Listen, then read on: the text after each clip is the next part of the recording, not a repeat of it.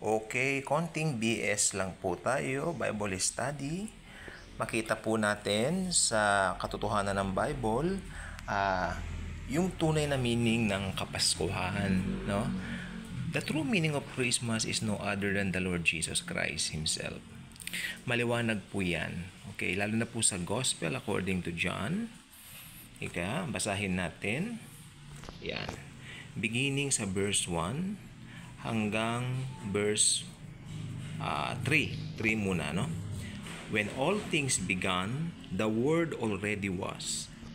The Word dwelt with God, and what God was, the Word was. The Word then was with God at the beginning, and through Him all things came to be. No single thing was created without Him.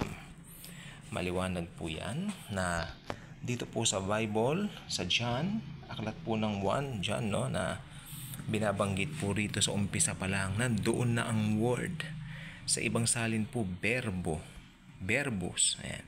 That's the word, that's the Lord Jesus Christ Himself. Okay, so alam natin na existing na siya from the beginning. Co-eternally existed with the Father and the Holy Spirit, and together one God in three divine persons. Okay, so maliwanag po yan. Hindi na po dapat pang pagtalunan kung totoosin, ano po. So makikita rin po natin dito po sa verse 14. Tingnan po natin. So the Word became flesh. He came to dwell among us. Ayan. Ako yung cellphone ko. Among us, and we saw His glory. Such glory as befits the Father's only Son, full of grace and truth. Kaya yung pinatutungkalan natin, full of grace, si Jesus po talaga yon. Siya po ang full of grace and truth. At tayo po mga believers niya, since we believe in Him, tayo rin po ay full of grace and truth. Lalo ngayong magpapasko, ibalik natin yung tunay na diwa ng Pasko. Walang iba kundi si Jesus Christ. Si Lord Jesus Christ ang atin pong Diyos, the God of gods.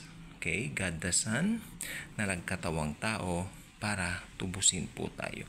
I hope hindi po tayo nadidefocus ng materialismo, hindi tayo nadidefocus ng pressure, ng kaugalian ng Kapaskuhan. Minsan kasi kaugalian na lang nakakalimutan na yung, hey, teka, sino ba talaga yung meaning nito?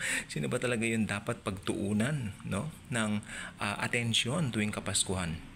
Natural yung celebrator natin, the Lord Jesus Christ Himself. Kaya mag-subscribe ka na rito. Kung hindi ka pa subscriber, inaanyayahan kita. Pakiclick ang notification bell, i-share mo ang video ito. Maikling BS lang po ito, pero alam po niyo, hitik na hitik po talaga ito sa mga sustansya na gustong ibigay sa atin ng mahal na Lord Jesus Christ para sa bawat araw ng buhay natin. Because through His Word, tayo po ay lalago at naniniwala po ako makaka-reach out ng mas maraming kaluluwa para sa Kanya. Thank you, and Jesus truly loves us all.